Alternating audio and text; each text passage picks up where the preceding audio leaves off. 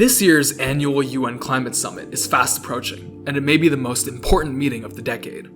The impacts of climate change are unfolding in real time, and the world has a critical window to prevent the worst outcomes of global warming. Unfortunately, we're not moving fast enough.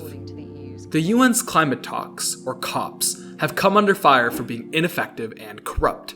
Last year, COP29 was held in Dubai and overseen by Sultan Al Jaber, the CEO of the UAE's biggest oil company. Thousands of fossil fuel executives and lobbyists held control of the meetings, and not enough was done to stop climate change. So then why care about these summits? Two reasons. For one, these meetings are often the only platform for small island nations and other developing countries to make their voices heard. These nations are suffering the worst of climate change at no fault of their own, and they must be heard.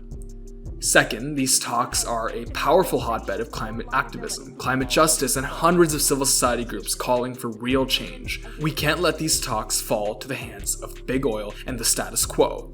So let's pay attention. Here's a quick guide to the 3 key issues surrounding this year's COP29 in Azerbaijan. 1.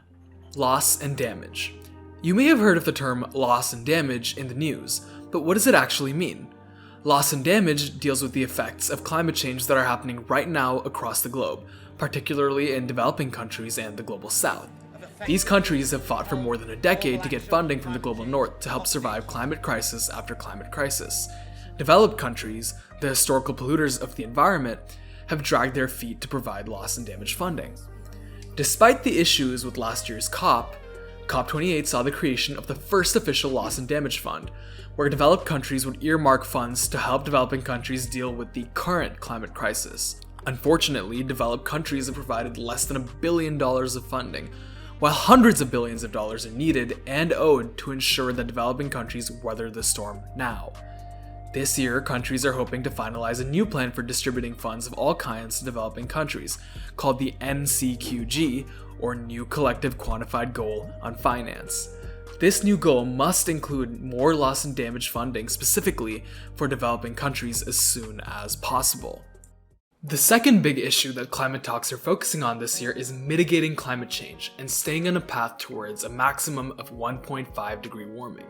Unfortunately, our current mitigation targets are catapulting us towards 2.7 degrees Celsius, which will lead to catastrophic impacts of climate change.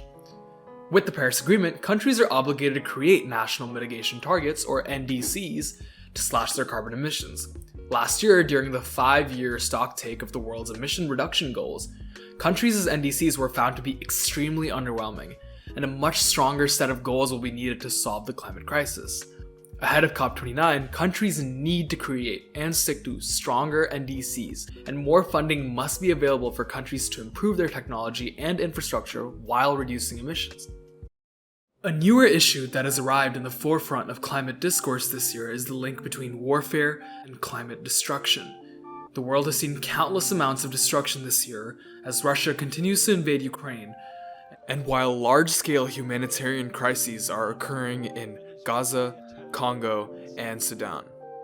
The innocent lives lost and the land destroyed during these invasions have tangible impacts on greenhouse gas emissions and directly violate ideals of human rights, environmental justice, and respect for the land. The military-industrial complex worldwide accounts for 5.5% of the world's annual GHG emissions, which is more than both the aviation and shipping industries combined, with the US military alone emitting more carbon dioxide than 150 other countries. Military emissions reporting is opaque, not mandatory, and may not cover the extent of environmental damage undertaken by constant military growth and spending. War leads to resource crises, mass displacement, unprecedented infrastructure damage, and a shift away from climate legislation to focus on military conflict. The climate regime can no longer ignore the role war and genocide have to play in climate change. These are the main issues surrounding this year's COP29 in Azerbaijan, also called the Finance COP.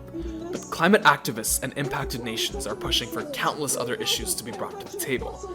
As we get closer to the COP later this year, it is more important than ever that the world pays attention and puts pressure on the UN to make real change. Follow us in the links in the description to stay up to date on the fate of the climate.